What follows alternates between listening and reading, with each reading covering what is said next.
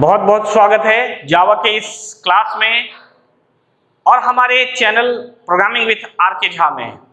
हम अपने सभी व्यूअर्स से सादर निवेदन करते हैं कि हमारे चैनल को सब्सक्राइब कर लें, बेल आइकन्स को क्लिक कर दें ताकि नोटिफिकेशंस आप तक बहुत जल्द पहुंच सके।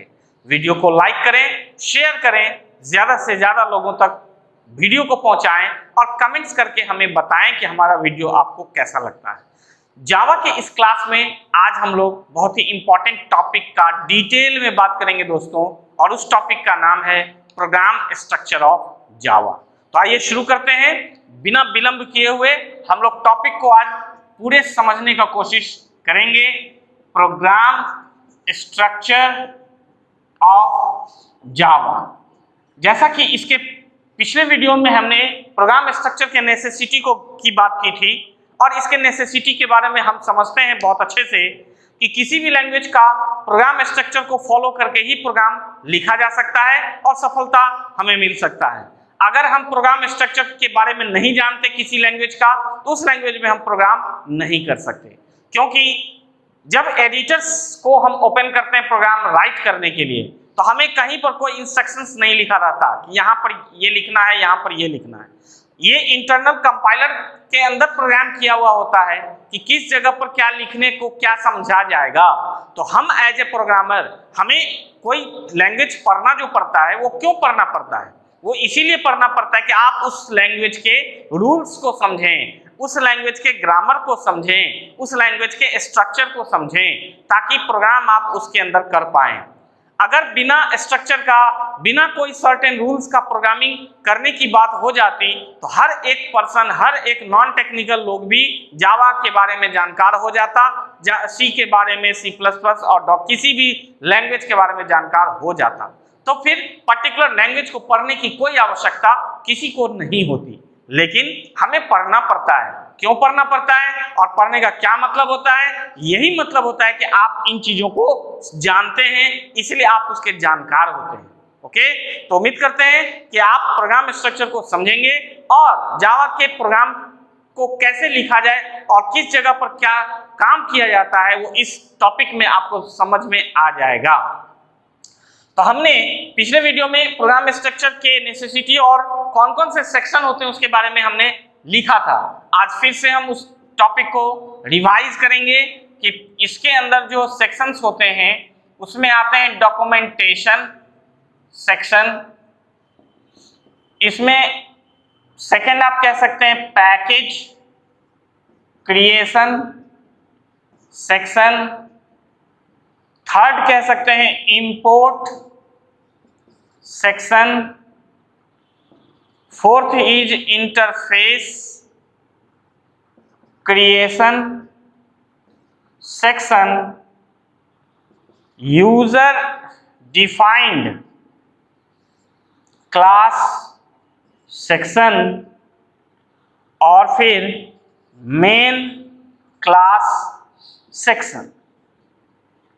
और इसमें भी हमने बताया था कि बहुत सारे पार्ट ऑप्शनल होते हैं और कुछ पार्ट एसेंशियल होते हैं। एसेंशियल जो होता है दोस्तों, उसे हमें हर प्रोग्राम के अंदर यूज करना होता है, लेकिन जो ऑप्शनल होता है उसे हम हर प्रोग्राम में यूज करें ऐसा कोई जरूरी नहीं है। उसका जरूरत के हिसाब से यूज होता है, अगर जरूरत है तो यूज करें, अदरवाइज छोड़ दें। तो एसेंशियल दो ही सेक्शन है, एक इंपोर्ट सेक्शन, दूसरा मेन। ये दोनों हर प्रोग्राम के अंदर यूज होगा ही होगा जावा का, चाहे आप एक मैसेज प्रिंटिंग का प्रोग्राम बनाएं या एक बहुत बड़ा सॉफ्टवेयर बना रहे हैं, ये दो सेक्शन यूज होंगे ही होंगे। बाकी सभी सेक्शन अपने अपने जरूरत के हिसाब से यूज होंगे और अदरवाइज इग्नोर होंगे। तो आइए हर एक सेक्शन के बारे में हम लोग चर्चा करें। सबसे पहले डॉक्यूमेंटेशन सेक्शन के बारे में हम लोग बात करते हैं। तो डॉक्यूमेंटेशन सेक्शन का मतलब आप सी से ही समझते हैं कि इसके अंदर कमेंट्स राइटिंग के लिए हम लोग यूज करते हैं। सी प्रोग्राम के अंदर या C++ प्रोग्राम के अंदर हमें ये बताया जाता है कि अगर प्रोग्राम कोड के अलावा कुछ एक्स्ट्रा स्टेटमेंट्स आपको लिखने की आवश्यकता है, आप एक्स्ट्रा इंफॉर्मेशन प्रोग्राम में लिखना चाहते हो, तो आप क्या करते हैं कि प्रोग्राम में कमेंट्स राइटिंग का सहारा लेते हैं, या दूसरी तरह से हम ये कह सकते हैं कि हम ऐसा कुछ कोड लिखना चाहते हैं जिसको ऐसा सेट करना चाहते हैं कि ये कंपाइलर रीड ना करे। हमारा मकसद है कि वो हमें प्रोग्राम में लिखना है लेकिन कंपाइलर रीड ना करे, प्रोग्राम रन टाइम में उसका कोई इफेक्ट ना दिखाए। ऐसे पार्ट्स को, ऐसे स्टेटमेंट्स को हम लोग प्रोग्राम के भाषा में कमेंट्स कहते हैं, और कमेंट्स लिखने को डॉक्यूमेंटेशन सेक्शन कहा जा सकता है। ओके, इस सेक्शन का यूज प्रोग्राम के किसी भी हिस्से में हम कर सकते हैं। जिस जगह पे जरूरत है उस जगह पे हम डॉक्यूमेंटेशन यानी कमेंट्स तैयार कर सकते हैं। और जावा का comments writing, documentation writing same as C और C++ की ही तरह है। तो हम यहाँ शॉर्ट में कहेंगे कमेंट्स राइटिंग। आप इसी से समझ जाएंगे, क्योंकि जावा तक पहुंचने से पहले हमें उम्मीद है कि आपको C++ से आप गुजर चुके हैं, तो इसलिए कमेंट्स राइटिंग समझ गए जाएंगे। और नोट्स में इसका डिटेल डिस्क्रिप्शन आपको मिलेगा। इसमें भी दो सिंबल जो हमारे पास हुआ करते थे, एक स्लैश जिसका यूज्ड फॉर सिंगल लाइन होता था, जिसका हम एक एग्जांपल से आपको रिकॉल कराएं। हर लाइन के बिगिनिंग में आप डबल स्लैश डालते हैं तो कमेंट्स बन जाता है।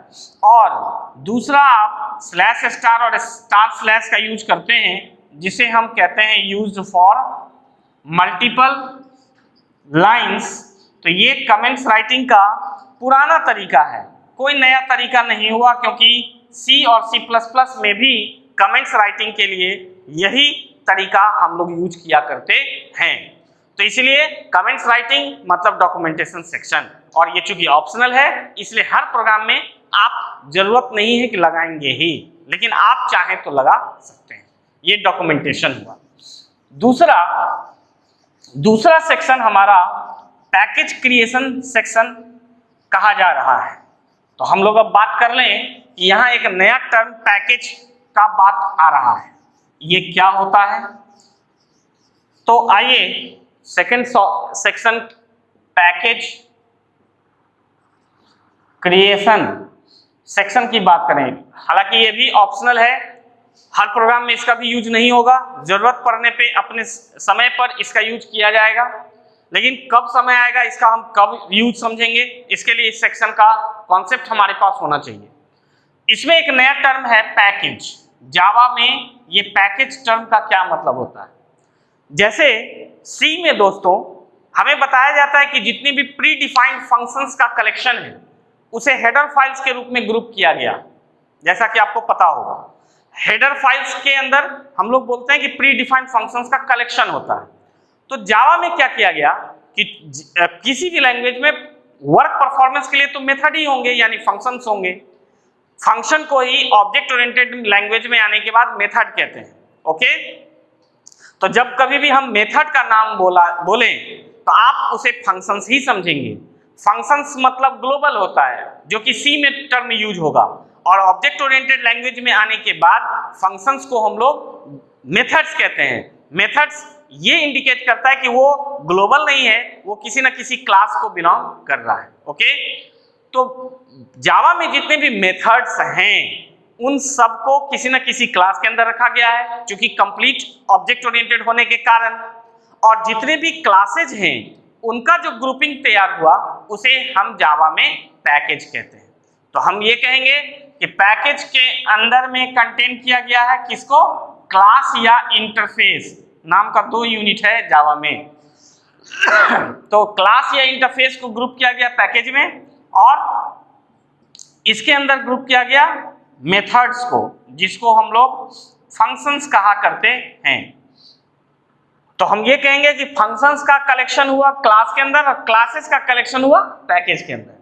तो इसमें 2 तरह का पैकेज होगा, एक प्री डिफाइंड पैकेज और दूसरा यूजर डिफाइंड पैकेज।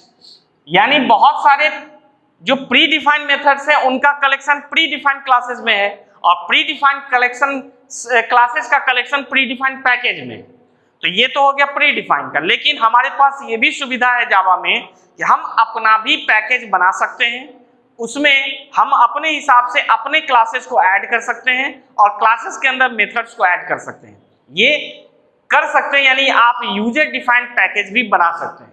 ये कैसे बना सकते हैं ये बात का चीज है, ये हम बाद में जब पैकेज चैप्टर में पहुंचेंगे तब हम यूजर डिफाइंड पैकेज बनाना और उसका मैनेजमेंट सीखेंगे। लेकिन हम अभी इसके मकसद को समझ रहे हैं, तो हम ये कहेंगे कि इस सेक्शन का यूज तब होता है जब हम यूजर डिफाइंड पैकेज बनाना चाहते हैं।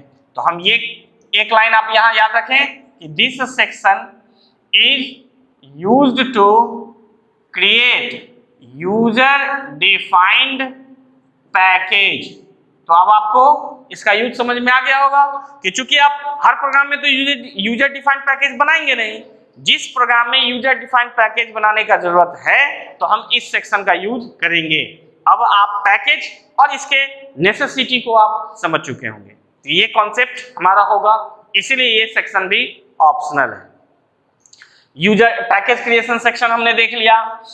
थर्ड अगर हम लोग बात करें इंपोर्ट सेक्शन, जो कि आपको एसेंशियल दिख रहा होगा। ओके, तो आइए इंपोर्ट सेक्शन के बारे में हम लोग बात करते हैं।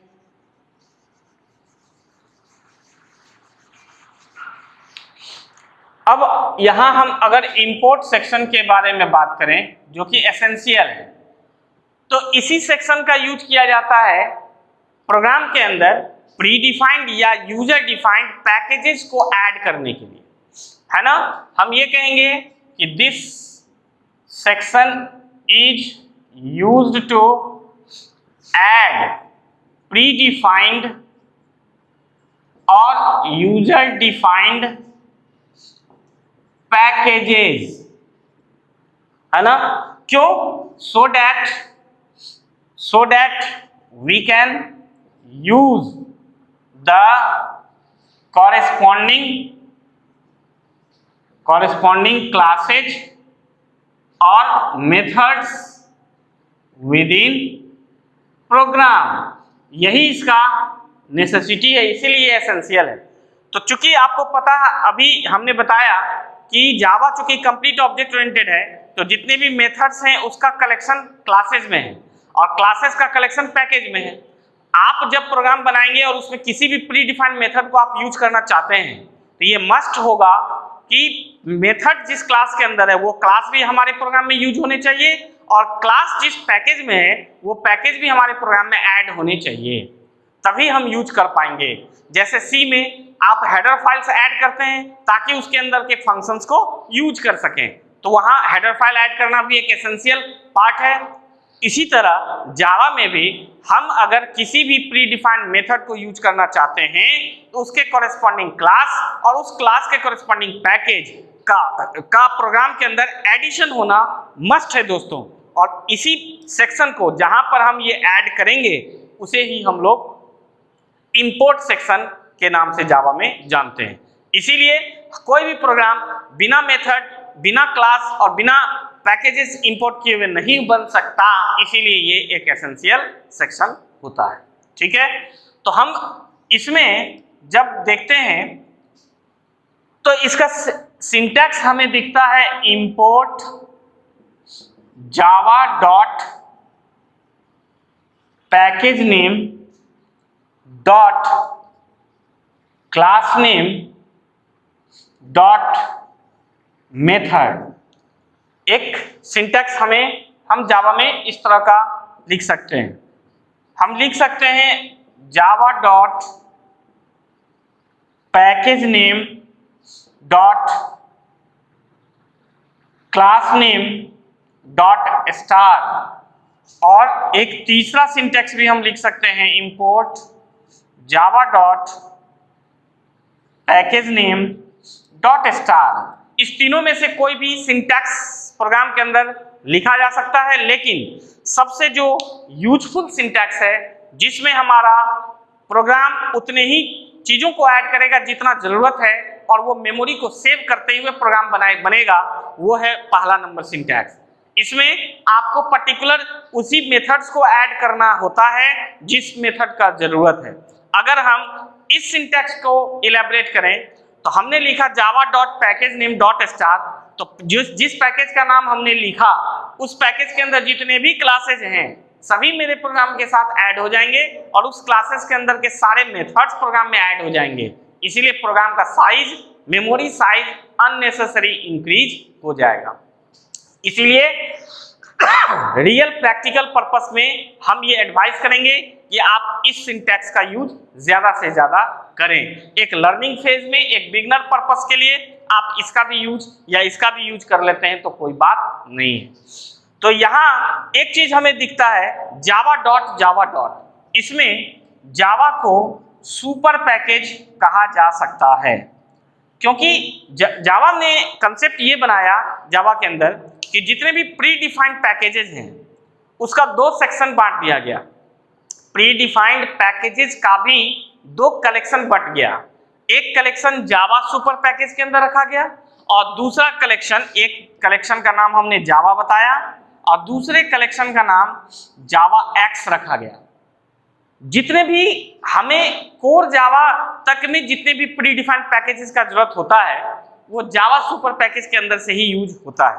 और जब हम एडवांस लेवल पे बढ़ते हैं तब उस जगह पे जिस पैकेजेस का हमें जरूरत पड़ता है वो पैकेजेस हमें जावा एक्स सुपर पैकेज के अंदर जनरली मिलता है। तो आप ये ध्यान रखें कि जावा के अंदर सुपर पैकेज दो ही हैं, एक जावा और दूसरा जावा एक्स। इन्हीं दोनों के अंदर सारे प्री डिफाइंड पैकेजेस, चाहे वो कोर जावा से रिलेटेड हो या एडवांस जावा से रिलेटेड हो, सारे प्री डिफाइंड पैकेजेस इन्हीं दो सुपर पैकेज के अंदर में ग्रुप किए गए हैं। इसीलिए जब भी यूज होंगे कोई भी पैकेज इंपोर्ट किए जाएंगे उसके पहले या तो जावा एक्स यूज होंगे ही होंगे। तो आपको हमें हमारे ये तीनों सिंटैक्स दिख रहे हैं जिसमें हमने बताया कि जावा के अंदर पर्टिकुलर पैकेज का, पर्टिकुलर क्लास का, पर्टिकुलर मेथड, इसका मतलब होगा जावा के अंदर का पर्टिकुलर पैकेज का, पर्टिकुलर क्लास का ऑल मेथड्स, और इसका मतलब हो गया जावा के अंदर का पर्टिकुलर पैकेज के अंदर का all classes and all methods. तो अब आप जिसको भी यूज करना चाहें यूज कर सकते हैं। इस तरह से इंपोर्ट सेक्शन का यूज होता है और इसका ये नेसेसिटी है, ये यूज करना ही होता है क्योंकि मेथड्स यूज होंगे ही होंगे। मेथड्स यूज होने के लिए क्लासेज यूज करने मस्ट हैं और क्लासेज यूज होने के लिए पैकेजेस का भी इंपोर्ट होना यानी ऐड होना मस्ट है। जैसे एग्जाम्पल के रूप में हम कह सकते हैं import java.lang.star, import java.io.data input stream .star जिसमें DI और S capture, import java.util.scanner next int। इस तरह से हम अलग अलग फॉर तीनों सिंटैक्स के अकॉर्डिंग हमने एक एक एग्जांपल लिखा। तो याद रखें java.lang.star जो होता है ये बाय डिफॉल्ट इंपोर्टेड रहता है दोस्तों।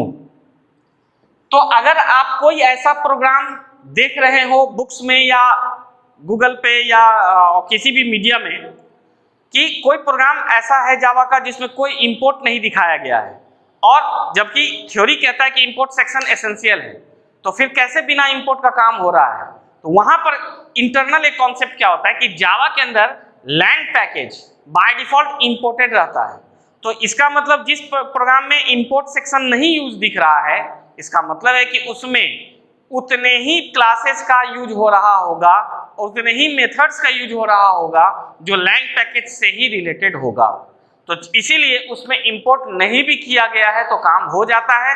आप हालांकि इंपोर्ट के लिए ये लाइन लिख भी सकते हैं या छोड़ भी सकते हैं, लेकिन लैंग पैकेज के अलावा कोई ऐसा क्लास या मेथड जो दूसरे किसी भी पैकेज में है उसको बिना इंपोर्ट किए हुए अगर हम यूज करेंगे तो वो एरर हो जाएगा। इसलिए क्लियरली याद रखें कि इंपोर्ट सिर्फ लैंग पैकेज का इग्नोर किया जा सकता है, नहीं लिखा जा सकता है तो चलेगा क्योंकि ये बाय डिफॉल्ट इंपोर्टेड रहता है।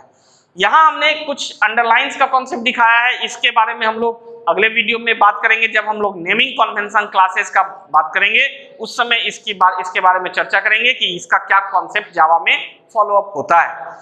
तो ये हमारा इंपोर्ट करने का तरीका होगा जावा प्रोग्राम के अंदर। ठीक है दोस्तों, उम्मीद है कि आपको इंपोर्ट और पैकेजेस के बारे में पूरी तरह से बातें क्लियर समझ में आ गई होगी। लैंग पैकेज का क्या मतलब होता है। अब बहुत ही इसके आगे का जो 2 सेक्शन है उसके बारे में अभी इतनी ही बातें होंगी कि उसका यूज कब कब होगा।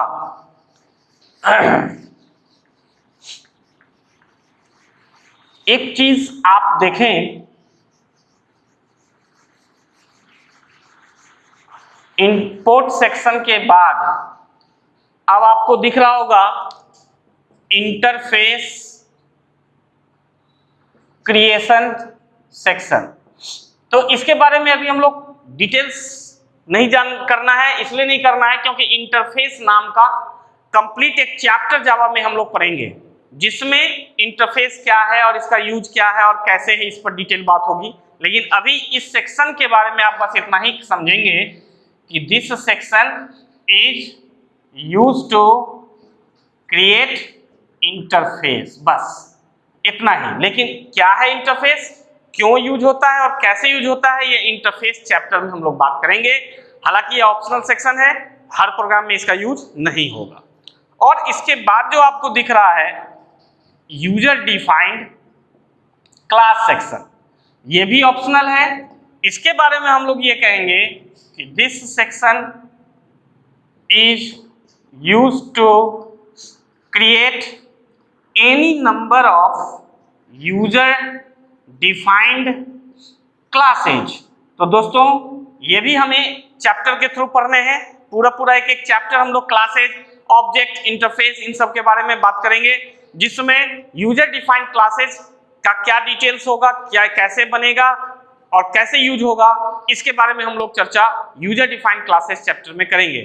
तो जब यूजर डिफाइंड क्लासेस बनाने होते हैं तभी इस सेक्शन का यूज होता है, अदरवाइज इग्नोर हो जाता है। और इसके बाद जो एक हमारा फिर एसेंशियल सेक्शन होता है वो है मेन क्लास सेक्शन। उसके बारे में हम लोग बात कर लें क्योंकि वो भी हर प्रोग्राम के अंदर लिखने होंगे। तो क्या है उसका कॉन्सेप्ट, उसके बारे में आप समझ लें। मेन क्लास सेक्शन दोस्तों, ये हमने पहले पिछले वीडियोस में भी बताया है कि जावा चूंकि कंप्लीट ऑब्जेक्ट ओरिएंटेड है, तो कंप्लीट ऑब्जेक्ट ओरिएंटेड होने के कारण इसका मेन मेथड भी किसी न किसी क्लास के अंदर होता है। और जैसे कि सी और सी प्लस प्लस से ही आप समझते हैं कि प्रोग्राम का एग्जीक्यूशन पॉइंट मेन मेथड होता है, तो जावा में भी प्रोग्राम का एग्जीक्यूशन पॉइंट मेन मेथड ही होगा, मेन से ही प्रोग्राम का रनिंग स्टार्ट होगा। लेकिन चूंकि जावा एक कंप्लीट ऑब्जेक्ट ओरिएंटेड है तो इसलिए इसका मेन मेथड भी किसी न किसी क्लास के अंदर ही बनाया जाएगा। तो जिस क्लास में मेन मेथड आप बनाते हो वही क्लास मेन क्लास कहलाता है। तो मेन क्लास सेक्शन एसेंशियल इसलिए है क्योंकि हर प्रोग्राम के अंदर एक और सिर्फ एक मेन क्लास होना ही होगा ताकि प्रोग्राम एग्जीक्यूट कर सके। ओके, तो हम ये कहेंगे कि हमारा डिटेल्स आपको नोट्स में मिलेगा, इसका सेक्शंस डिटेल, हर सेक्शन का डिटेल डिस्क्रिप्शन के साथ आपको नोट्स में अवेलेबल मिलेगा। नोट्स को रीड करने के लिए, स्टडी करने के लिए डिस्क्रिप्शन बॉक्स के लिंक के थ्रू आप टेलीग्राम के माध्यम से नोट्स तक पहुंच सकते हैं। प्रत्येक वीडियो का डिटेल्ड नोट्स आपको उसी दिन शेयर कर दिया जाता है। तो इसके बारे में हम भलभली आपको ये समझा दें कि every Java program must have one and only one main class और main method, because the program must execute from main section only, main method only. अब Java program which has no any main method can't be executed. You can compile only such types of program. आप उस तरह के programme को सिर्फ compile कर सकते हैं, रन नहीं करा सकते। तो मेन क्लास बनाने के लिए जो सिंटैक्स फॉलो करने हैं उसमें आते हैं क्लास, क्लास नेम, और यहाँ लिखने हैं public static void main. Main के अंदर स्ट्रिंग लिखने हैं, स्ट्रिंग का एस कैपिटल लिखना है। जिस लेटर को कैपिटल लिखना होता है ऑन बोर्ड या ऑन पेपर, जावा का यह ट्रेडिशन है चाहे आप कहीं भी बात कर रहे हो, जावा का प्रोग्रामर बात कर रहा हो या बुक्स वगैरह में बात हो रहा, हर सभी को ये नोटेशंस पता है कि जिस लेटर को कैपिटल रिप्रेजेंट करना है उसे हम लोग अंडरलाइन कर देते हैं। तो एज ए जावा प्रोग्रामर हम ये उम्मीद करेंगे कि आपको भी ये पता होना चाहिए, और आप भी किसी से बात करें तो आप नोटिफाई करके बुक्स पे, कॉपी पे, बोर्ड पे जब आप इन चीज़ों को प्रेजेंट करेंगे तो आपको ये बताने होंगे कि अंडरलाइन का मतलब ये लेटर कैपिटल है। अब लेटर कैपिटल क्यों होता है इसके बारे में चर्चा बाद में होगी। स्ट्रिंग का एस कैपिटल होगा और आर्क्स यहाँ हमने लिखा, और मेन का ये बॉडी होगा। यही हमारा मेन क्लास का फॉर्मेट है दोस्तों। तो जिस क्लास के अंदर मेन मेथड बनाएंगे वही मेन क्लास हो गया। और मेन बनाने का ये जो प्रोटोटाइप है, ये पूरा प्रोटोटाइप, ये पूरे लाइन में पब्लिक पूरा स्मॉल होगा, स्टैटिक पूरा स्मॉल, वॉइड पूरा स्मॉल, मेन पूरा स्मॉल, सभी के बीच में एक एक स्पेस, और स्ट्रिंग का एस कैपिटल और आर्क्स यहाँ पर लिखने हैं। इसे हम कहेंगे प्रोटोटाइप। तो मेन का ये पूरा प्रोटोटाइप बिल्कुल फिक्स होगा, चाहे कोई भी प्रोग्राम जावा का बनेगा, मेन का प्रोटोटाइप यहां से यहां तक एज इट इज होगा, कहीं कोई चेंजेस नहीं होगा। हाँ, चेंजेस होगा भी तो सिर्फ आर्क्स के नाम में चेंजेस हो सकता है, लेकिन जनरली हम लोग यही फॉर्मेट देखते हैं और हम भी फॉलो करते हैं। तो इसमें हर चीज का अपना अपना एक मतलब है कि पब्लिक का क्या मतलब है, स्टैटिक का क्या मतलब है, जो कि इस टाइम पर आपको ये डिस्कशन नहीं किए जाएंगे।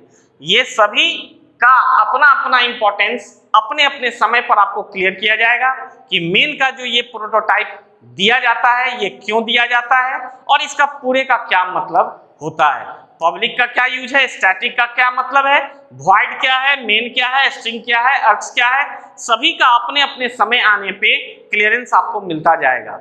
लेकिन चाहे कोई भी प्रोग्राम आप बना रहे हो, मेन लिखे जाएंगे तो हमेशा यही लिखे जाएंगे, ये आपको ध्यान रख लेना है। आप इसमें कोई चेंजेस नहीं कर सकते। और मेन क्लास का नाम क्या होगा ये कोई पहले से डिसाइडेड नहीं होता, जो भी नाम आपको देना हो प्रोग्राम में आप दे सकते हैं। और याद करें, सेविंग वाले हमारे वीडियो को हमने बताया था कि प्रोग्राम फाइल को जब सेव करते हैं तो मेन क्लास के नाम से सेव करते हैं, तो यही वो मेन क्लास हो गया। प्रोग्राम के अंदर इस क्लास का जो भी नेम आप देंगे इसी नाम से प्रोग्राम फाइल को आप सेव भी करेंगे। हमने वो बात भी आज इस टॉपिक पे रिकॉल कर लिया। तो यही पूरा का पूरा प्रोग्राम स्ट्रक्चर जावा का होता है, जो कि मोस्ट इंपॉर्टेंट माना जाता है। तो उम्मीद है कि आपको हर सेक्शन क्लियर रूप में समझ में आ गया होगा। बाकी डिटेल्स के लिए नोट्स को जरूर फॉलो अप करें। मिलते हैं हम लोग नेक्स्ट वीडियो में नेक्स्ट टॉपिक के साथ। इस वीडियो से विदा लेते हुए स्वस्थ और सुरक्षित रहें, हमें इजाजत दें। थैंक यू, नमस्कार।